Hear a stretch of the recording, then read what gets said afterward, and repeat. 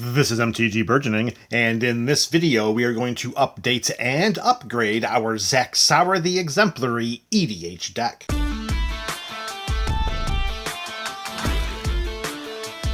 Thank you for joining us for another installment of the Up and Up series. Today we're updating and upgrading Zaxara the Exemplary, one of the most popular deck techs this channel has ever done. Speaking of this deck tech, you can find it in the description below, in addition to a link to the up-to-the-minute deck list for this deck and the video primer series. We've got 4 cards going in, which means 4 cards are coming out, and we're going to start with a swap of lands. The land that's going in, it is Foreboding Landscape.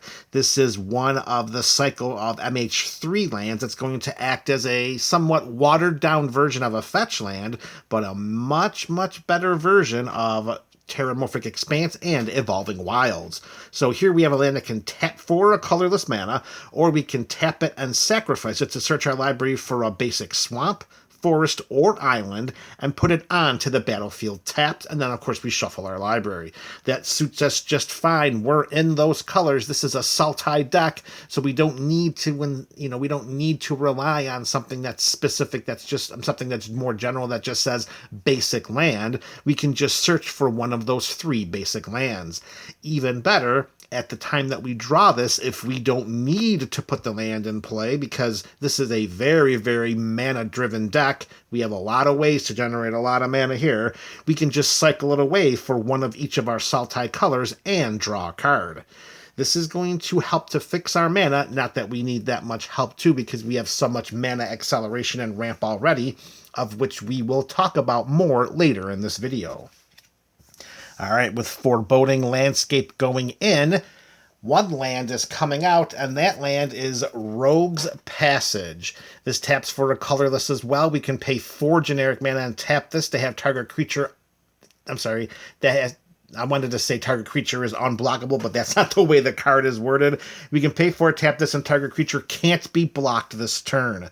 So the original, inclusion of this card into this build was a way in which to help one of our biggins slide through without having to worry about getting blocked and deliver some lethal combat damage. But as the deck has evolved more and more, and we're able to do a lot more with evasion, particularly with trample, and how tall we can make our creatures with all of the +1/+1 counters, yeah, the Rogue's Passage is just not really that important anymore. I mean, yeah, the tokens that Zaxara makes that are so big do not have evasion, but we have many ways to give them evasion. So it's not like we want to invest 5 mana and invest 4 mana and tapping Rogue's Passage to have one creature become unblockable, when we can just send huge evasive creatures into combat and not have to worry about making them unblockable. So what we're doing here is we're taking out a somewhat not useless utility land, but we're taking out a land that's not going to give us as much value as it would in other decks, like maybe in a Voltron build, and we're going to replace it with a land that could help us to maybe put a card in our hand and to fix our mana. So I think that's a pretty good swap in this Zaxara build, and you can let me know your thoughts about that choice in the comment section below. All right, card number 2 going in. That is going to be Nyxborn Hydra. Now, this is a very interesting card to me, because the biggest reason why it's so interesting is that it's just a common. Here we have another card from MH3, and yeah, we can just pay a green mana and cast it as a 0/1. That is absolutely fine. It has trample, it has reach, and we have lots of ways that we can put +1/+1 counters onto this creature outside of inflating the X part of this card's mana value. So if we do choose to pay X, then it enters the battlefield with X +1/+1 counters on it. But if we do it with X and a green, it comes in as a creature. If we do it for X and 2 green to bestow it, that means that we can cast this card, and if we cast it for its bestow cost, it's an aura spell with enchant creature, and it becomes a creature again if the aura becomes unattached. So what we can do is, if this is an aura, we can put it onto a creature, giving that creature trample and reach and a boatload of +1/+1 counters. if the creature somehow gets killed and the enchantment is still on it, the enchantment just falls off becoming a creature, keeps those X+1/+1 counters, and the reach and the trample. So that is pretty ridiculous for a common. It's going to give the enchanted creature +1/+1 for each +1/+1 counter on it, and it has reach and it has trample. And that's all for a common. Does that boggle anyone's mind? Like, is this something that would be played regularly in green pauper builds? Because I have to think, with all of the versatility of what this card can do, I'm more than happy to throw this into the 99 of Zaxara and see exactly what we can do with it. So Nyxborn Hydra is going in, and I am looking forward to seeing that bad boy in action. With that Hydra going into the deck, coming out is going to be Stonecoil Serpent.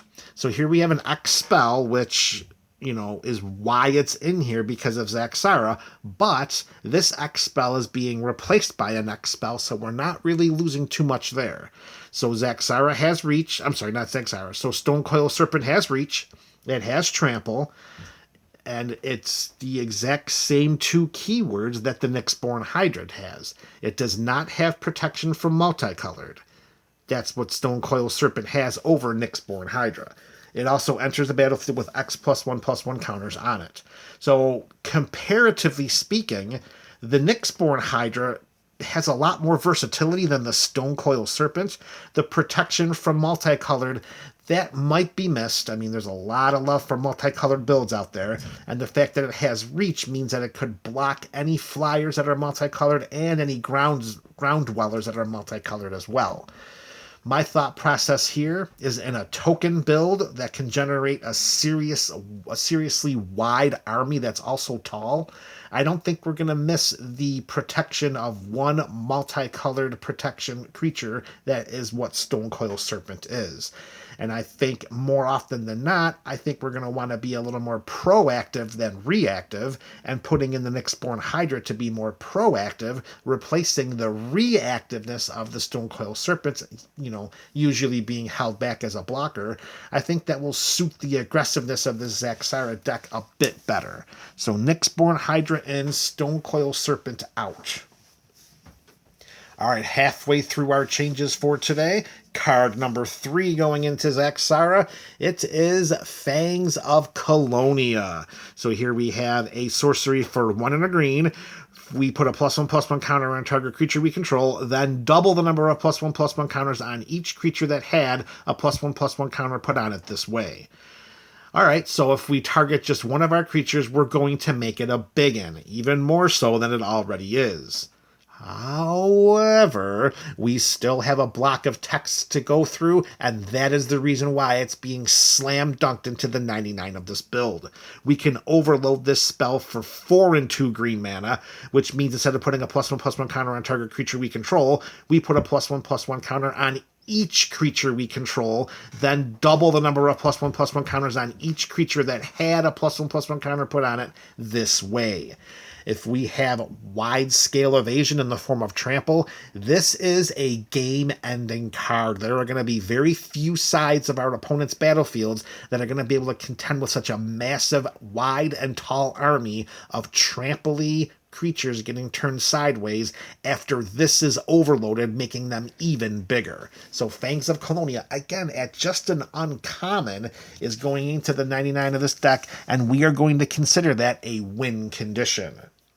With a win condition like Fangs of Colonia going into the build, coming out, and you thought I was going to say a win condition. No. This is one of the rare instances in an up-and-up series where we have to slightly weaken one of the strengths of our deck in order to make the overall deck even better. As I had said earlier, as I had alluded to, this build is very, very mana intensive. No, not mana intensive. It's very, very mana fast. We have a lot of ways to ramp. We have a lot of ways to accelerate our mana. I mean, our commander can come down and tap for 2 mana of any one color. We are not hurting for mana ramp and mana in this deck. So by putting in a card like Fangs of Colonia as a win condition specific to the theme of this build, and taking out a card like Cultivate, that's going to it's going to help our deck with another way to win. Well, we win generally with combat, but we can win quicker in combat with Fangs of Colonia, and we're not really going to miss too much of a beat by missing one ramp spell in Cultivate.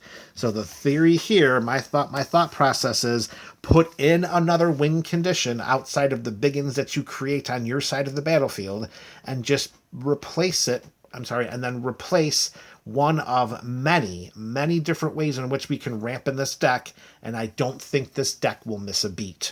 We will find out as we start playtesting after we make these changes to Zaxara, and we'll be back if for some reason it's not working out. All right, MTG BC, we're down to our last card to go into Zaxara, and that card is going to be a good one. Another potential win condition here in Bristly Bill, Spine Sower, or Sower. Which one is it? Probably, we're going to go with Sower. All right, so we have a Plant Druid, 2/2 for 1 and a green. It has the landfall mechanic, so whenever a land enters the battlefield under our control, we put a +1/+1 counter on target creature. It's a little tame. I mean, there are a lot of other ways in which we can get +1/+1 counters onto multiple creatures. Not so much by putting a land into play, but still, we are going to be playing lands. This is not by any means a dedicated landfall deck, so we should make that distinction right now that this is not a landfall build. But if we are putting lands into play, let's put a +1/+1 counter here or there on a target creature we control. However, again, that bottom box of text is the real reason why Bristly Bill Spine Sower is going into this deck. 3 and 2 green, double the number of +1/+1 counters on each creature we control. Imagine having on a stick, which is what we have here in Bristly Bill, the ability to just jam 5 mana into it, which is the old school overrun cost, that sorcery, 5 overall mana, creatures you control get +3/+3 and gain trample. It's not exactly the same thing, but doubling the number of +1/+1 counters on each creature we control. Can you imagine if we have any of our support cards in play that whenever we put a +1/+1 counter on a target creature, double that? So we're going to put double and then double again. Bristly Bill is going to be amazing. Particularly, can you imagine if we could do this during combat? Opponents are going to be a little wary and attacking into us, and I guarantee you having this card on our side of the battlefield is going to cause a lot of combat headaches for them as they try to figure out the math behind what we could do to make our creatures even bigger. So Bristly Bill is definitely going into the 99 because it's going to help out the entire team. I stress the helping out the entire team part because the card it's going to replace does not do that. And that card is Primordial Hydra.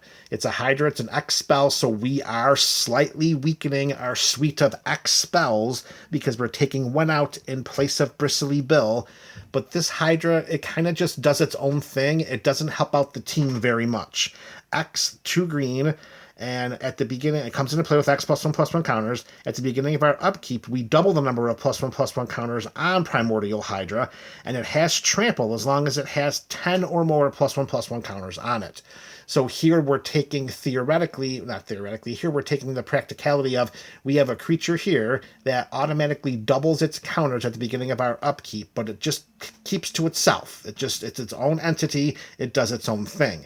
Where Bristly Bill will come down, and yes, we do have to invest the mana to do so, but by investing that 3 and 2 green mana, we're going to double the number of +1/+1 counters on every creature we control. Doing it for the whole team versus letting the Primordial Hydra sit back and do it statically seems like it's going to help out the overall performance of the deck, making it stronger, making it more aggressive, and basically making it a lot more difficult to play against for our opponents. Of course, MTGBC, you'll let me know about these changes in the comment section below. This is MTG Burgeoning, your channel for all things Magic.